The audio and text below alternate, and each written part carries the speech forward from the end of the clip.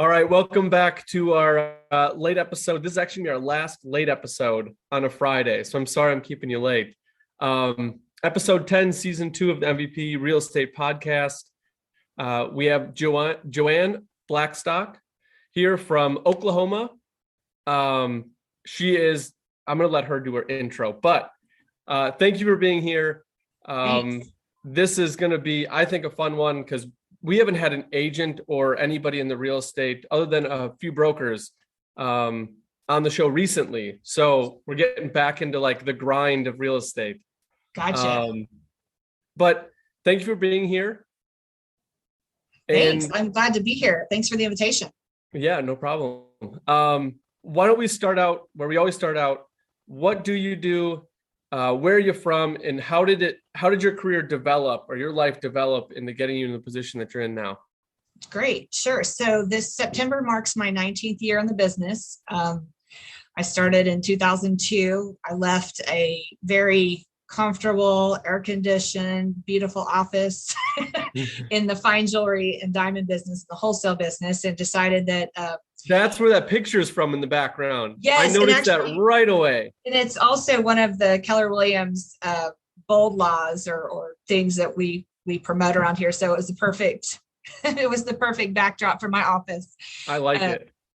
So, part of me is that just customer service and helping somebody with a really lifestyle / long lasting decision was, made it for an easier segue than I would have imagined. A lot of my previous diamond clients became my first real estate clients, which was super fun. So that goes back to my first email, my first smart device. In the diamond business that I was in, we were very, very, very hands-on. I mean, we wrote our inventory on scratch pads. The only reason we had a computer was to write appraisals. So even though I'd gone to school, undergrad and graduate school, I was in this just dinosaur of an industry for a bit. And so to flip into real estate was fun, big learning curve. Just like most of us entrepreneurs, we don't think we're average and typical. So I didn't follow the rules of putting my 6 months of living expenses and playing expenses aside. And so the first year was rough. And now that I'm primarily a recruiter, I can relate to my new agents of like, oh my gosh, how do we put gas in the car to go to the showing? Yeah. So I was just reading something on Instagram. I found a lot of like our guests and then other inspirational things. And it was one of those where you can slide through like the life of an entrepreneur. And one of them was like, save up your 6 months, or you can start your own business when, and it's like 8 different reasons. One of the reasons I didn't agree with, the 7 were great. One was that 6 months reserve. I was like, who is going out? That doesn't fit an entrepreneur's mindset or ability. I mean, most of us high D, high I personalities that are just like, oh, just throw me in the water, I'll figure it out. And I'm still grateful that that's still my natural trait. And it did make me appreciate getting to those first few transactions and how they're absolutely worth, I worked at the YWCA, we're wiping down weight benches and helping people with fitness evaluations from 5 a.m. till 9 so that I could still get to the real estate office when they opened. Worked in the assessor's office, learned some background about that kind of thing. But I think that's one of the biggest challenges new agents have is how do you support yourself, but still do it full time? Because even though we may not work 40 hours a week in the beginning, you still need to be available 40 hours a week because you never know when you're going to get that call or when you're going to have the opportunity to shadow another agent or hold an open house or watch a staging happen or attend an inspection. And that's the one that hurts my heart as a leader to watch people just have to go take a job in the middle of the day that just is going to give them such a disadvantage to get started. Yeah, no. And I'm a licensed agent, and I actually tried to get my broker license and found out from the state I didn't have my points. They somehow didn't record all my points for my transactions. So I'm at 0. Well, not anymore, but I was at 0.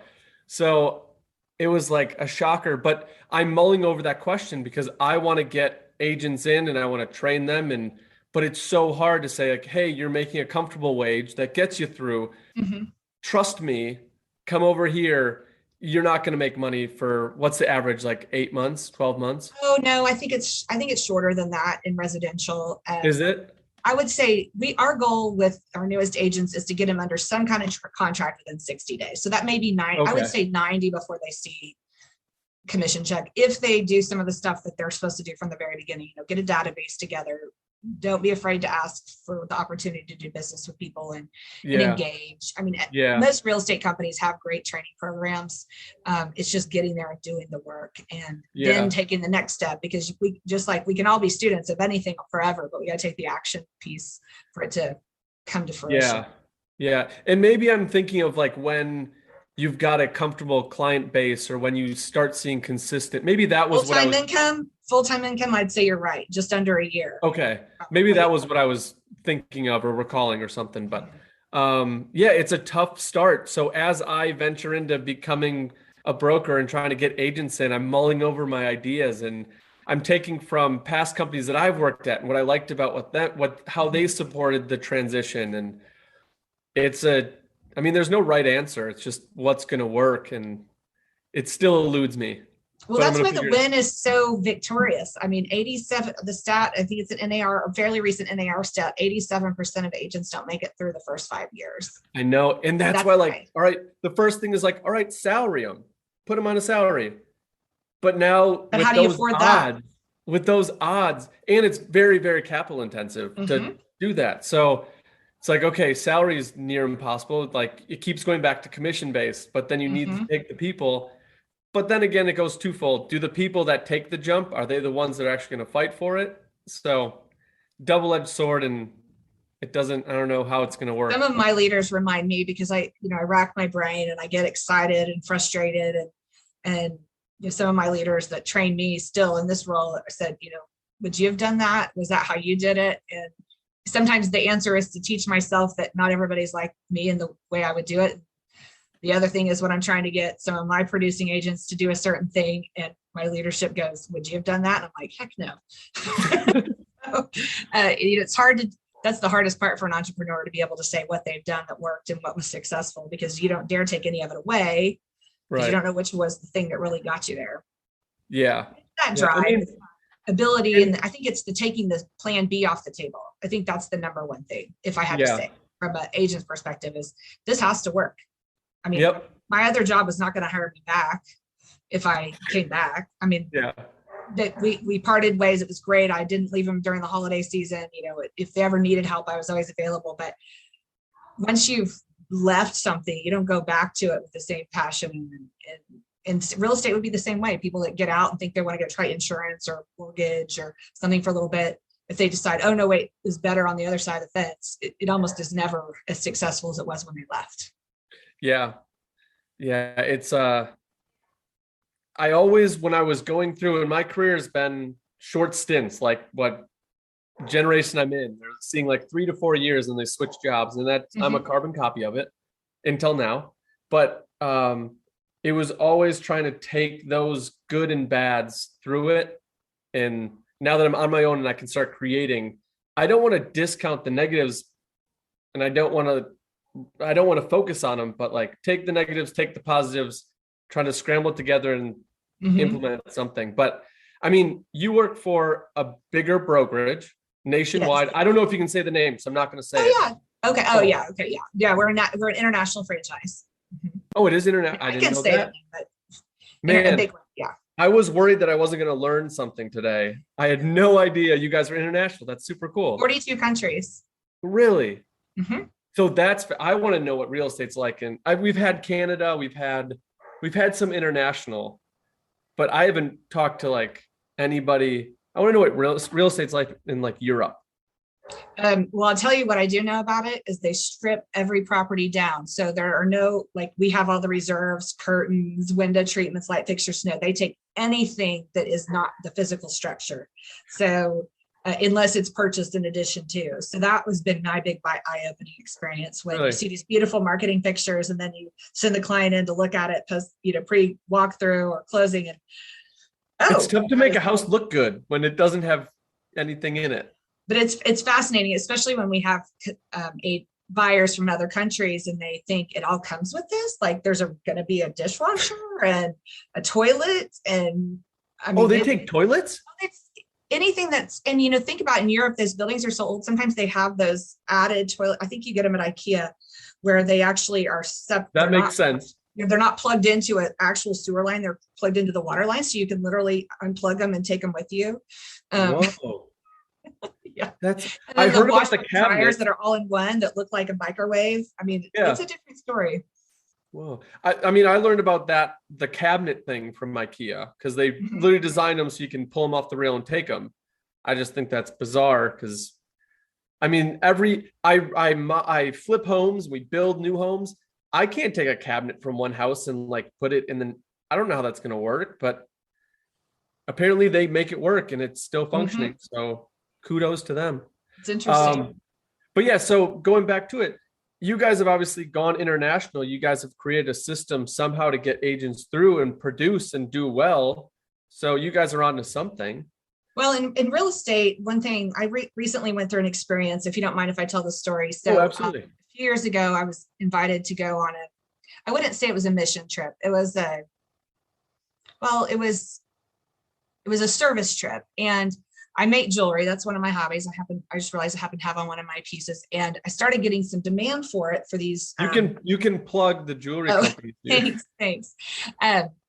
So I started getting a lot of orders, and I mean, real estate's my full-time gig. So I don't have time to sit around and make earrings and bracelets, but there started to be some demand. And I thought, okay, well, there's a way to use this in a good way. Looked all over the US for an entity or group that could produce the pieces. We wanted to make sure it was fair trade, that we weren't buying things that were, made by children in China and reselling them through these organizations. So anyway, long story short, we stumbled upon a group in Nicaragua, ladies that lived together in a women's collective, and they made jewelry and they sold it on the beach for like no money at all. So my friend that was over there, we had this vision to create an economic opportunity for women in transition or in underserved areas. So a bunch of us went down, we showed them how to make the jewelry. They did a beautiful job. We did a little some entrepreneur training about how to hold back money, how to save money for supplies, how to invest back in. It was very micro.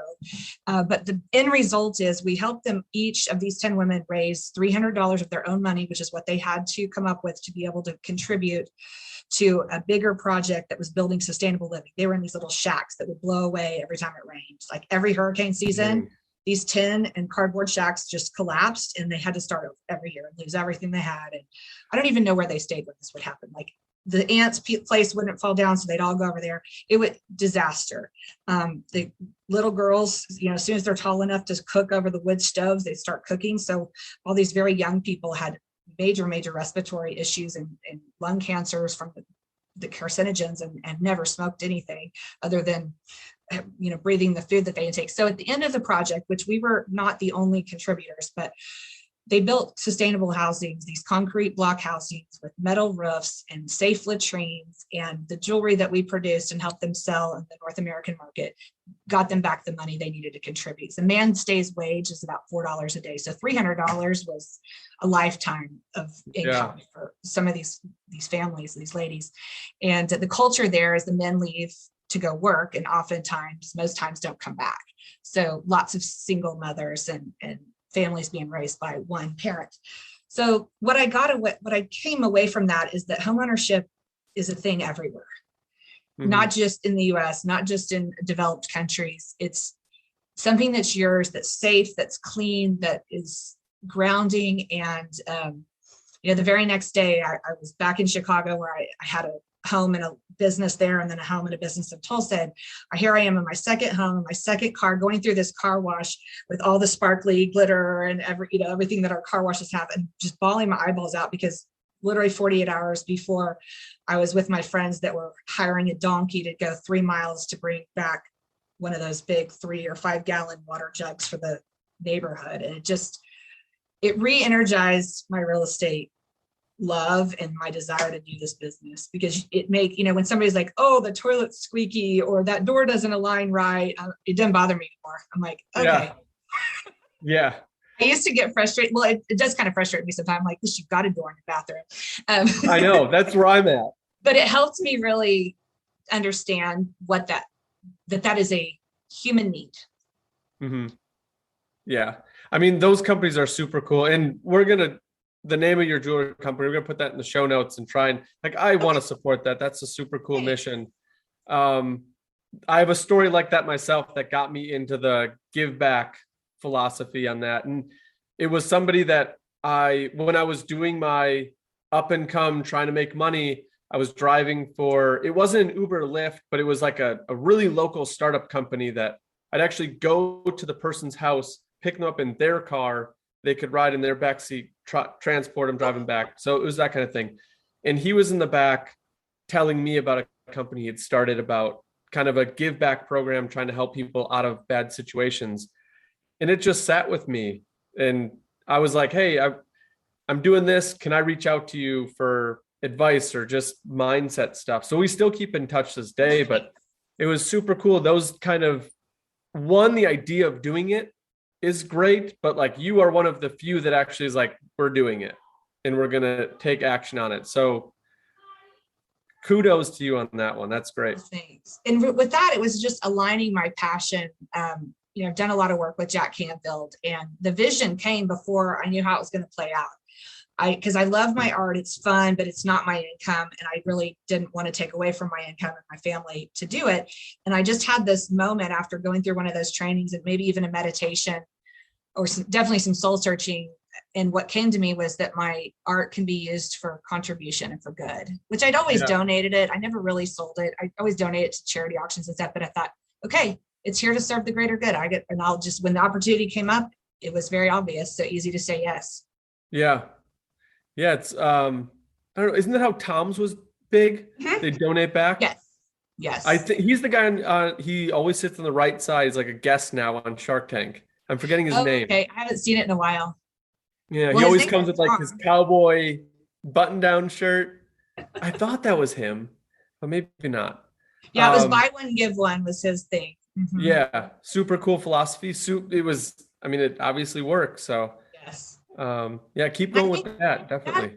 And it just, whenever you don't have something like that in your life, no matter what you're doing, but for sure for entrepreneurs, it's like, we say it starts with why, Simon Sinek's book, and that's something that's a big conversation in our company.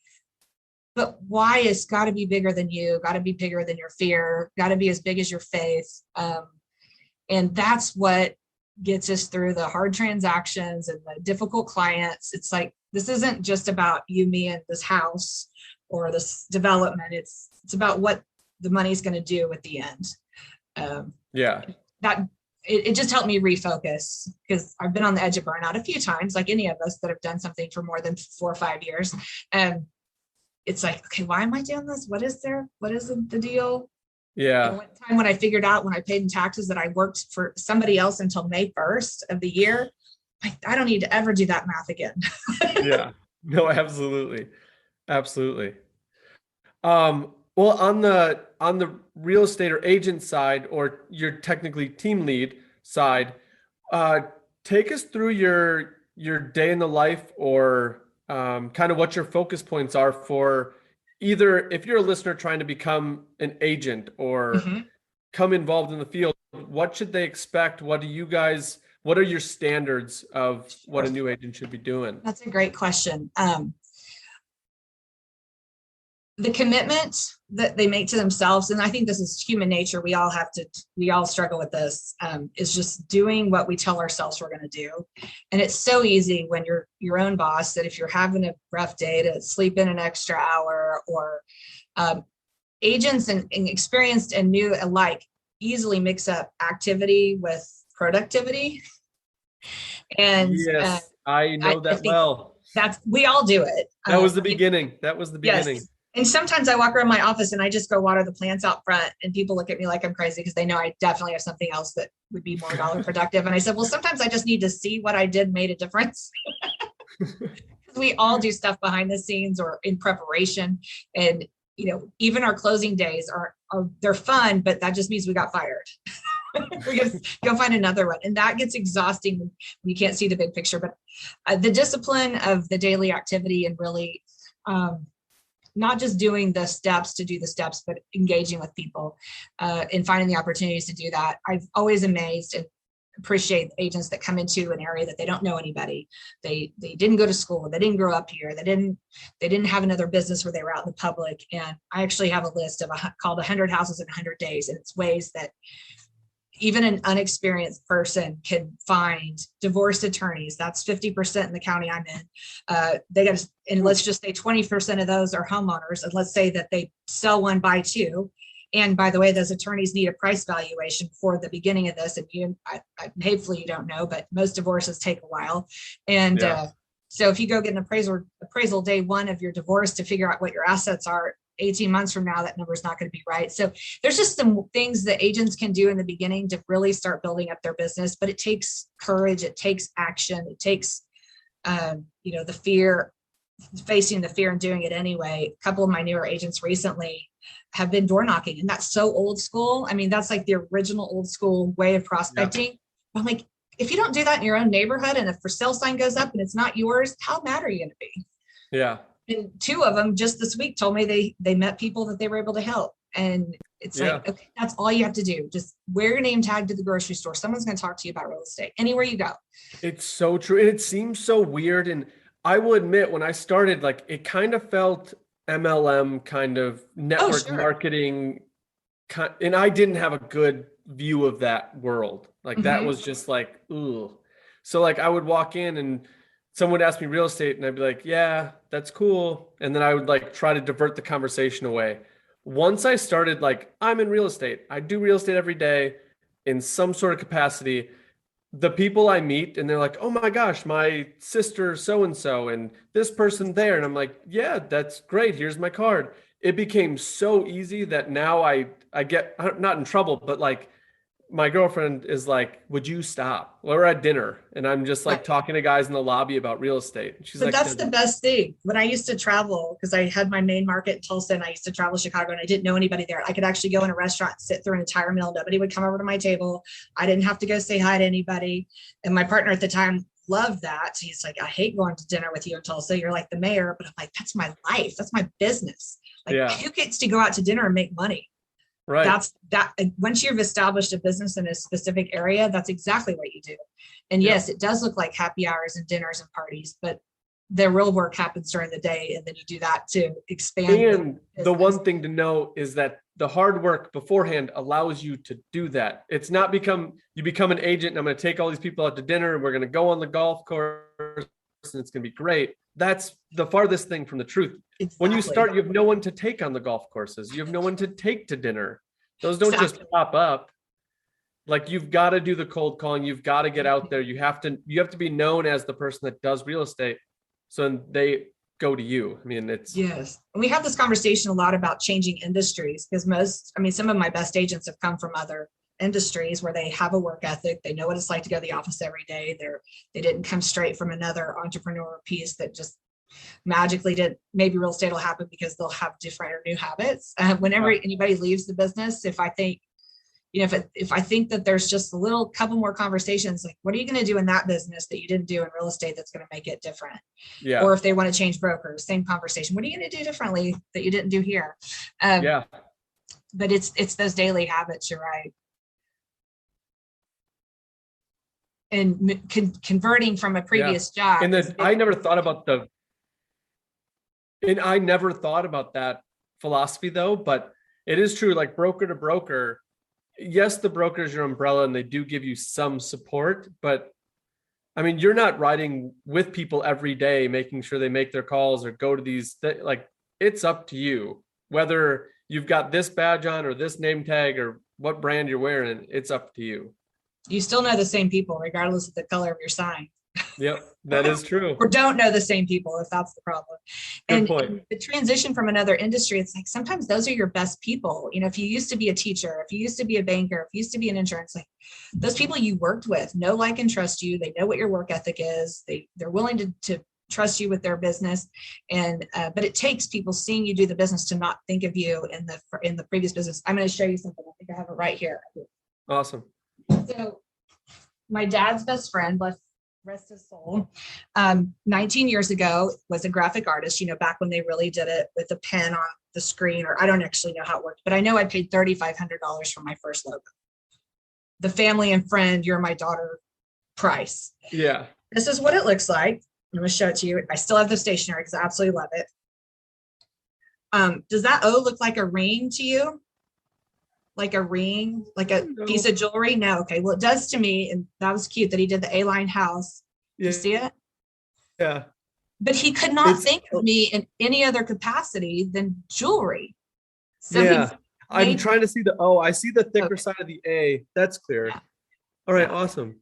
So my point is, even people that are trying to help you rebrand and that are professionals still have to see you doing the business to think of you in that form. Mm-hmm. So, even whether you have a lot of business or not, education in real estate is super easy. There's so much cool celebrity real estate to share on social media. There's, to be an expert, you just have to know a few things more than anybody else. And that's, I think, for new agents too, is that educate your people. They may not need to buy a house yet, but when you're the one that's providing them the information they get about real estate, whether it's what's going on in the market, whether what's going on with interest rates or celebrity real estate or trends or Airbnbs or vacation properties, whatever it is, you become the source of information. They don't care how many houses you've sold or not sold. So I don't like social media at all. Like my personal one is a complete, I'll say, mockery of social media. I don't like it, but I do have business ones. And I have found, I was like, I don't want to post. I don't need to post. No one wants to hear about me. No one wants to hear about me.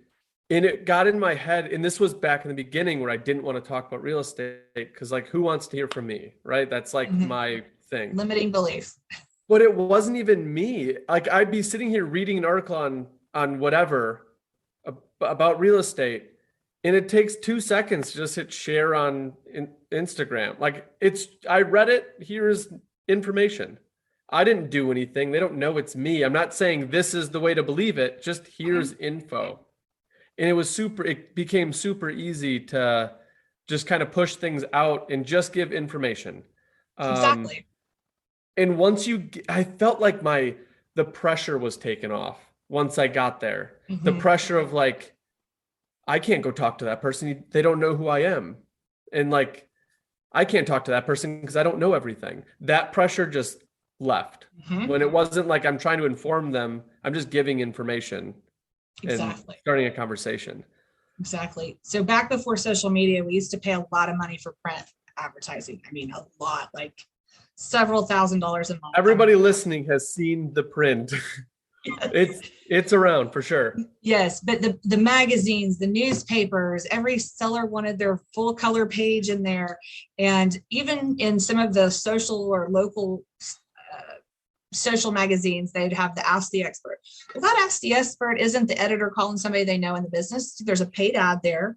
I made up the question. I answered the question myself as well. I mean, I'd sometimes ask for feedback about what questions to ask. What does the public want to know? But I was a brand new agent in the expert section. It was paid. So just like you were saying with social media, we don't have to write the article to know it or to share it or to help inform the public. Because I think one thing I've learned more on the broker side than just the agent side is that we're here to protect the public. I'm reminded of that very often because the majority of the complaints and challenges and disputes that come up, the way the real estate commissions probably in almost every state work was it protecting the public? Was the public informed? And we're doing a good job if we're educated. Yeah. And I will forever love this company. I'm no longer with them, obviously, but I learned so much about that concept from my last company, being the expert. And this company would not take anybody from within this industry. If you had worked in this industry in the past, you are disqualified, which when I started, I was like, well, that kind of sets you back. But then I got into their training and they're like, we want to redo the industry. So we're only hiring from outside. Mm-hmm. And when we went through it, they were like, the one thing that you can keep reminding yourself is you are the expert. And they said, how many people are in the world? Because we did fundraising for nonprofits. So cool. They're like, how many people are in the world? And I was like, I have no idea. We looked up the number, okay, how many people are in North America? Because that's where we were. And then it boils down to there's only 30 people at the time it was a startup. So there's only 35, 40 people in the world that knew this. It was a software company that know this software company and knows how it works. So you're an expert in this software company. You are one of 35, maybe with IT and all that 50 that know this. So you have to know that you're an expert. And when you're told you're not an expert, you just have to rely on you're an expert. And I went back and I was like, I'm not an expert. I don't know. But then it finally clicked, like, if anybody's going to try and explain the software system, it's probably me or one of the other 35 people. So I better believe it. Otherwise, like, I'm screwed. So in the agent world, you've got how many people in the US? How many of them have gone through the course that you passed? It's interesting. I don't know to date, but there's 1.5 million realtors that are members of the National Association of Realtors. So there are other real estate professionals that aren't members of the boards, but those are the active ones. And the current statistic is there are twice as many people enrolled in real estate school right now as the realtors we actually have. So that's 3 million enrolled in school, 1.5 licensed. Now, then you go to the 80-20 rule. The top 20% are the ones doing 80% of the work and making a full-time living. And even now, because there's so many, the top 20%, that still you're not talking necessarily six figures in every case. But it doesn't matter though, if there's 100 realtors or 2 million, the 80-20 is going to apply. And the goal is to be in the 20. And if you're not the 20 in other areas of your life, you don't have a track record of that kind of success, then being dropped in the middle of a straight commission, high investment world is probably not the place for you. But some people have to find that out themselves, and some thrive at it and didn't think they could because they did have the desire. Yeah, absolutely. I just had a thought, and that's what it was. You had mentioned something before about, I just lost it again. We're gonna have to edit that back out. We're going to edit this out because there was a question about your new agents. Darn. Well, anyways, man, I was actually super interested to see how you guys looked at it. Darn. Well, just anyways, again, when it comes back to you. I will. I'm going to stop the whole podcast and be like, this is what it is. But anyways, so with your obviously there's a high turnover rate with real estate, with agents, super high. Do you guys do a benchmark system where you've got to do these things, and if they fall behind, you kind of give them a little kick, or is it kind of just, these are things you have to do, and if you fall out, you fall out? We have a very structured onboarding and coaching program that helps them get through their first 3, and then 3 to 6, and then after 6, coaching and mentoring becomes optional.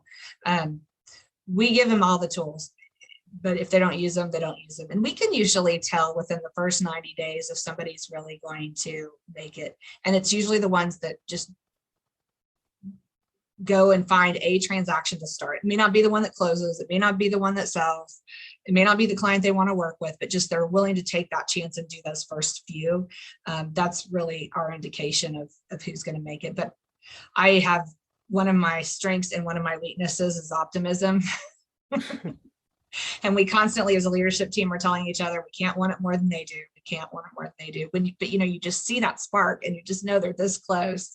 But then on the flip side of that, I can speak from an experienced agent spot, which is myself. Probably right after the crash, when I reinvented how I wanted to run my business, my partnership at the time, it didn't make sense for us to stay real estate partners because there just wasn't enough business for us to split it all. Amazing person. I'm really lucky to have worked with great people on my team. But at that point, that was a burnout moment. I started studying for the LSAT. Really? And I was what most people would have considered a successful agent. But when you don't sell what you're used to selling every month, then your lifestyle gets completely wrecked. And I mean, I've had a house foreclosure during that time. How embarrassing is that to be the top agent in your market and your own house is in foreclosure? I mean, that's humbling. And so just as much the new agent turnover, I have as much concern or maybe even more concern for agents that have been in it a while and this is their life. I used to joke because I had no idea I would ever get a job in this industry. I always thought coaching and training at my own programs or other people's programs would be the way to have some kind of something other than commissions. But I said I was psychologically unemployable.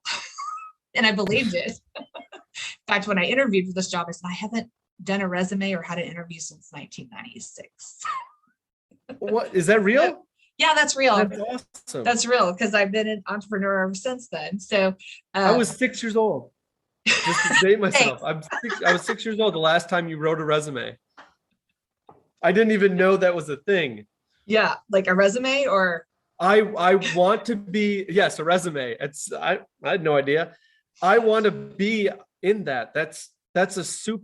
I mean, there's not a lot of people in the world that can say that. no, but So what I've kudos.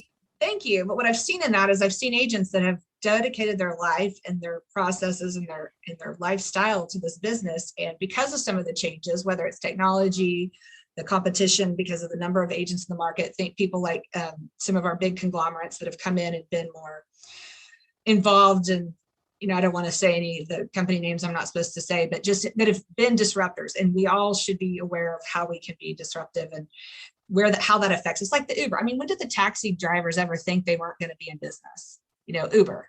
When did hotels start getting, the same number of people move around the country and travel? When did they take the hit because of, Airbnb? So we've got to stay relevant on that. And just watching agents that come to that burnout stage, and how do they reignite? I mean, for me, there have been a few times, but that Nicaragua trip was one of them. The market crash and deciding that I didn't want to work 3 years to get a degree, that I was going to still make less money than I did when the market was hot. Yeah. Yeah. It just, those decisions of when do you adjust, when do you expand it's just as painful to me to watch my experienced agents do that and my peers do that as new ones that don't quite make it. Yeah. And I know that obviously there's like a plateau, the ones that have struggled through it and peaked, and then they just kind of get that, like it flatlines, and then you start to lose your why. And it's hard because some of those people aren't money motivated. Like they've made their money, they're comfortable. Like I can make more, but I'm happy. And how do you get outside things when your role is to do this one thing over and over and over and get so good at it? How do you keep that interesting? How do you keep them Exactly. engaged?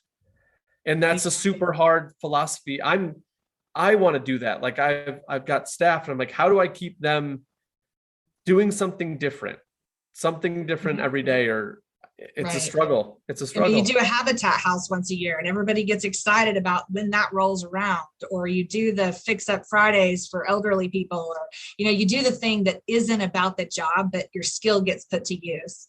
Yeah. Real estate as a consultant, that's kind of hard to do because there's always so much money involved. But when I've been involved in real estate related organizations and we've done volunteer projects or we've done service days, it's like, okay, that was fun. It doesn't have to be some big international effort, but I would say if you weren't asking for advice, but I would say I love that. I want to write it down. As I'm listening, okay, I'm like, where is my nearest pen? It's recorded. Paper? That's true. No, I love that idea because the one thing I don't want is complacency. I don't want them to, like, I try to set this up, giving them bonuses, and I'm trying to set up a equity disbursement between staffs and rental properties that we have. So I'm trying to do that where they'll benefit on cash flow, but then they're also tied into maintenance. So like they can call into work one day if a ticket came in for the toilet at their property, they get to go do that, something different, where they financially benefit, but then it gets them something different. But also something completely just like what you said, Habitat for Humanity, go volunteer for a day and just have it be an enjoyment. And also I think it would give like a perspective of like, things are good, things are flowing, but like, this isn't everybody's situation. Not everybody loves their job. Not everybody loves what we do. Not everybody is financially comfortable. Like, let's get some perspective. And I think that kind of helps the complacency or the boredom of repetitive actions. I think you just nailed it. Comfort. As an entrepreneur, I can tell you I've never been comfortable. I was either making more money that I didn't know how to keep that up or how not to lose it, or how to do, is this worth it for all the money and taxes and expenses, what it used to cost, especially used to cost to run a business, how much input did there have to be to get the output? But it's the comfortable. And I think whenever we get comfortable, it's dangerous. Yeah, absolutely. That's my fear, is comfort. Like there are nights I cannot sleep because I just can't turn my brain off. It's not like an anxiety thing, but my mind is just like going and I can't turn it off. And I don't know why. I'm not upset about it. I don't wake up the next morning or like get out of bed the next morning angry, like really flooded with ideas. But yeah, comfort scares me a little bit.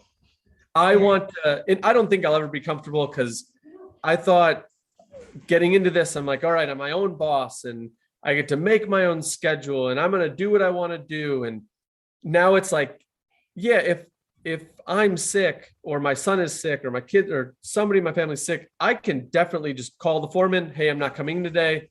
But like, what does that cost the company? Because like I am on staff. So like, if I'm not there doing it, it does cost me money. And like every other Friday, like it's payroll day. So like, if this goes down, it's not just me going down, like everyone else's livelihood is going down. So like, try to relax on that. I'm like, I can't. Yeah. It's a little scary. Especially when their kids and their wives pick them up from work, or you go to a birthday party and it's like, they are your people. And I feel that way about my agents too. And my peers, that 87 in 5 years, I don't know what the attrition rate is at 10, but I have a lot of friends that I've been in this business with for 10, 15, 20 years. And we're close, because really who else can stand each other than realtors that take their phone to dinner? And, it's kind of fun being around other agents or other business owners that understand if you've got to get up at the table and do something, or it's Saturday morning, I got to work until noon, and we can go do whatever you want to do, or go to the football game. Yeah. Other entrepreneurs. I would say that's part of it too, is recognizing the 5 people you spend the most time with.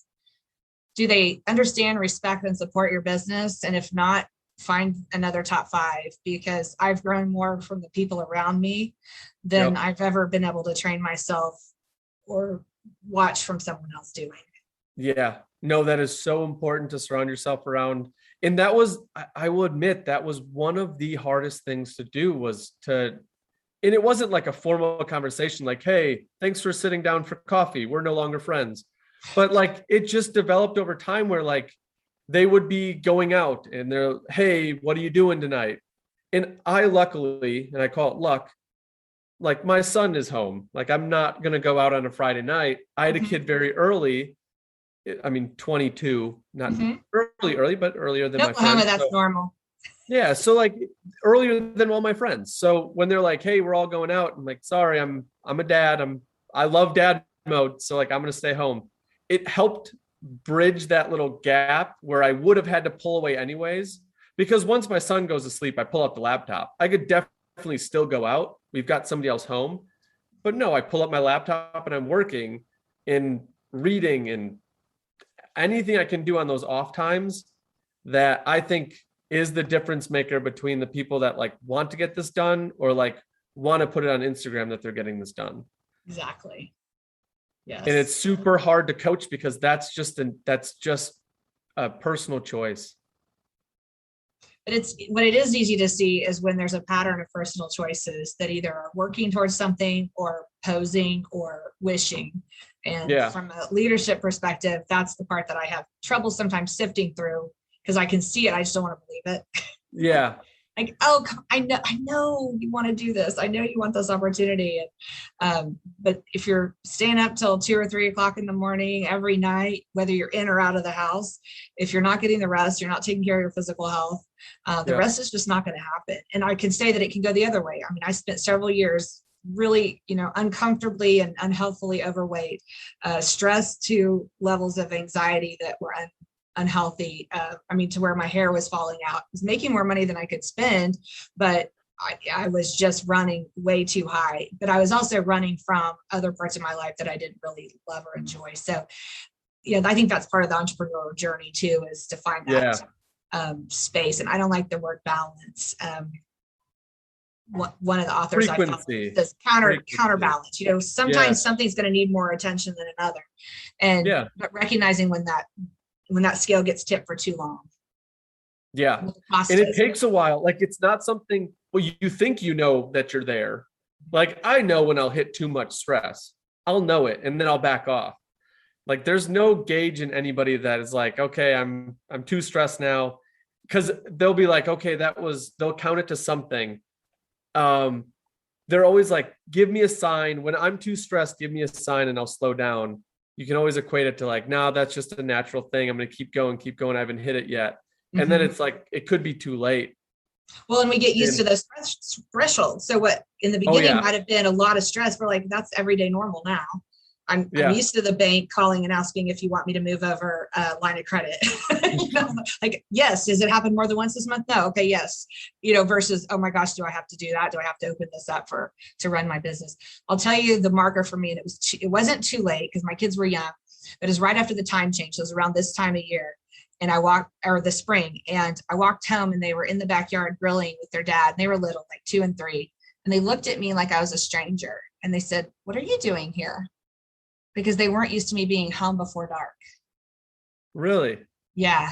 And it was I was just going to say this might be the only time I've ever told that story without crying, because you don't know my kids, but I was like, okay, time's out. This is done. Yeah, I'm going to be home for dinner more. And then around that same time, my oldest asked me one night, I was putting him to bed, and he said, "Mommy, are you going to go back to work in the middle of the night again?" Which meant he woke up asking for me and I wasn't there, because I intentionally didn't bring a lot of work home. My office was really around the corner, because I always figured if I had to leave the house to do it, it was really important. But apparently I thought everything was important, because I left the house every night after I put the kids to bed, worked for 2 more hours and came home. But those 2 instances were my, oh gosh, I'm doing all this work for them and I'm not here. Yeah. And I think we all have a story like that somewhere in the entrepreneur growth space. Like, there's a season for that where it's okay, but you cannot make it your lifestyle or you lose focus. Yeah, no, that's definitely true. And I think every entrepreneur goes through that journey of realization of, I pushed the boundary too much. There's other things to life that are more important. And mine came crashing too, because I was working the full-time job and starting the company. And I came to an impasse where I loved all of them, but like I didn't have enough hours. Something had to go. I loved my full-time job. Obviously, I love my family, and I love the new company I'm starting. I don't feel like I'm doing any of these well. I'm sustaining, but I'm not doing any of them really well. I went from like being one of like the top sales people in the company to being like, not average, but like I fell because I wasn't giving it time. And the company kind of became stagnant, and I was trying to get to the house to do renovations, and that was inconsistent. And then I'm not home because I'm doing those 2. And I was like, something's got to go. And I was like, this is the time where like, I need to take a step back, thank this company for all they've done, but like, it's time. And then it goes into like, all right, now I get my family and I get my company, but how am I going to support both of those? And then it's like, oh, this just got super real. Yes. Well, and we know the saying, whatever you say yes to, you're saying no to something else. And right. But I said yes to dropping my son off at school and picking him up. And it's been awesome. I can't complain. And nobody ever missed you at the office that extra hour, but you have to be there for that other thing. And that's the trial and error, but I think success has its downsides too. And then for me at that time in life, I got to a place where we were building a lifestyle around that consistent income. And when the market crashed, and the nut was like stupid, 5 figures, like it was ridiculous to have that much overhead. And not a lot of rental properties. Like, I can't say those were mortgages on rental properties that were paying me back. I'll never do that again. And I haven't ever let my expenses go to that level to where I was working so hard just to keep status quo. That was painful. Yeah. Man, the trials of entrepreneurship. But it sounds like you don't like balance, but you've got it under control, and we're like headed in the right direction. You seem like you're in like a flow state with everything, and it seems like it's going pretty well. So good. Thank you. Good on you for organizing all that stuff. Well, just like anything else, the busier, and probably when you're having the 3 roles, like the busier you are, the better you get with your time, especially if you want to keep it that way. Oh, I just the question. Do you remember? Go. I do. So with the, oh my gosh, what was it again? Sorry. You were talking about burnout and the busier you are, the busier you are. So in your beginning agents, there's a lot of busy work that you don't see the profit in right away. Like going to show a house for buyers that aren't yours, or sitting in open houses, which open houses are kind of hit and miss at this point with everything COVID going on. Mm-hmm. How much do you guys kind of incentivize those younger agents, or do you say like, hey, spend your time more here rather than doing like the busy work that doesn't produce you anything? Right. Well, the two examples you gave are some of the best things they can do because they're in front of a human being. Yes. And they have to talk about real estate. Right. And why not open a house and show it to somebody that you're going to have to do one time and realize and learn how to work that key box, or how to answer those questions that you have no idea what they're going to ask, with somebody that's not your client, that you're only going to have to do it that one time for that one house. And I can't tell you how many open houses I've done over the years where I'm like, why didn't I bring the full list of listings in the neighborhood? Because this isn't the right house for them. Some of that's just trial and error, but I think the big differentiating factor, and I would say to you as you train and bring in new agents, if they're ever in question what activity to do, what's the one that's going to get them in front of a human? This is still a face-to-face, belly-to-belly, voice-to-voice business. And I see a lot of people hide behind text messages and social media thinking they're communicating. And if it's not a two-way conversation, it's not communication. So when my agents are trying to decide what activities to do or how to— I like that one. That's the title of the episode. I like that. If there's not, what was it? If there's not two-way communication, it's not a conversation. It's not a connection. It's not a conversation. Two-way, yes. Unless there's mutual communication back and forth, it's not a connection. There's no chance you're going to get a client out of it being one-sided. That's how Amazon works. Amazon does not have to tell you how great their product is or how great. I mean, you might read a review or two, but guess what? They do that for everything. And if you don't have reviews on your social media and things because you haven't interacted, you haven't had those connections and those conversations, you may not be the one they use. Yeah, that's true. And that's the toughest thing when I don't know if you find it where agents kind of like, they start out doing that stuff because it's so important to get in front of people and to just inundate yourself, not them, inundate yourself really with real estate. Mm-hmm. At every turn, just talk about real estate. It doesn't matter who. It could be you go get your coffee and just strike up a conversation and leave one little nugget with the barista that's serving your coffee about real estate. Absolutely. Super easy. But there has to be some point where, okay, now you've got your leads, you've got your client pool, you're doing more active stuff. Now we have to start deciding, do we pull back on those things and just go full on with your clients, or do you keep doing those? No, that is another big mistake I see, is the stop lead generation, because it's very easy for that first 2, 3, 4, 5 transactions to take up all of your time. Because I kind of remember, because my agents come to me and I'm like, is this the same deal we talked about 7 days ago? And yes, it is. Okay. and that it should be, because they're taking their time and doing it right. It's not a critique. Right. But what happens, you get 2 or 3 going at a time, and then you start running this roller coaster. I remember a broker brought me into her office one time and showed me my pattern of my sales that went like this. And she goes, what I think you're doing is you're spending all the time on the sales. And then when they close, then you go back to prospecting. And then that's why some months you make $20,000 and some months you make $0. And that is really painful. Yeah. And when you're doing that, it's because you're taking the 10 that the month that you didn't make, and you're going back and you're paying your bills that you didn't pay that month before. And supposedly you're successful. And then we get the whole fraud feeling thing. But the consistency of lead generation is the biggest problem that every agent has across the board, is having a system for that, a process, and committing it to it. It's like working out. Like, you can't go just work out on the weekends and expect to be fit. It's not going to happen. Or work out like 2 months in a row and then not work out the rest of the year and think at the end of the year run a marathon. Like I did last week, I didn't run the whole thing, but I was like, I can run a 5K. It's one of the more painful things I've ever done. I wasn't training for it for very long. But the same thing happens in real estate business. If you're not constantly in front of the clients, and there's so much automation now that there didn't used to be when I started. I'm jealous. The lock boxes are automated. Yeah.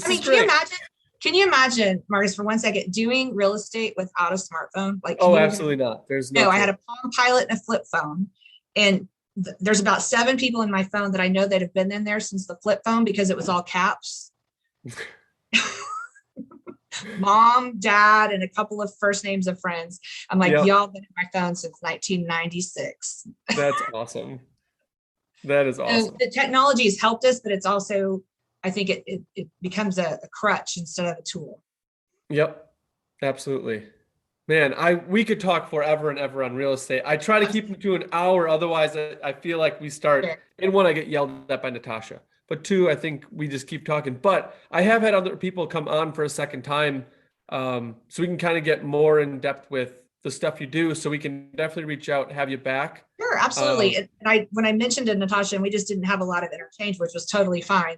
But if there's ever a topic that you guys need to expand on, agent burnouts, second incomes, do's and don'ts of hiring, do's and don'ts of whether real estate's for you or not, biggest mistakes sellers make, biggest mistakes buyers make, any of those topics, just give me a heads up and I can be prepared for you. Yeah, I think that's what we do next episode is focus on a topic for tactical topic for newer agents or agents who are even in, because like you were just referencing never stop lead generation. I fell into that trap where I stopped and it's a killer. So always setting up time, things like those that veteran agents may forget because it's just something that doesn't come up every time. But yeah, I do like that philosophy and hopefully we can get you back. Love to. We're going to be switching our shows to morning, so 9 a.m. So hopefully that's okay on a Friday. Sure. But we'll get in contact and we'll do that. But how can people get a hold of you if they've got more questions? Is there a better way or? Sure. Well, I guess I probably won't give you my email address because it'll give away my company, but my name is JoAnna Blackstock and my cell phone number is 918-260-2838. And I'm pretty easy to find on social media, just JoAnna Blackstock Realtor. You'll find something, whether it's my coaching, my personal page, my business pages. And my favorite thing to do is to help agents in business. Definitely. No, I would definitely recommend you. I feel like you've got such a good mindset to coach agents that I hope people that are thinking about getting in the industry, getting into either real estate in general or agent as direct, contact you and pick your brain because I would love to do that. I mean, your wealth of knowledge, I think you teach it very, very well. So, oh, well, thanks. I appreciate that. And it's coming from somebody who's not in real estate that long. So like, stop learning. It's great for me because I will consider myself still new and I hope I always consider myself new. But I learned a ton just from your philosophy. So that was awesome. Thank you. Appreciate it. We'll get in contact with you. But otherwise, thank you for your time. It was awesome. You bet. My pleasure. And have a good weekend. Thanks. You too. Absolutely. Take care. Bye. Bye.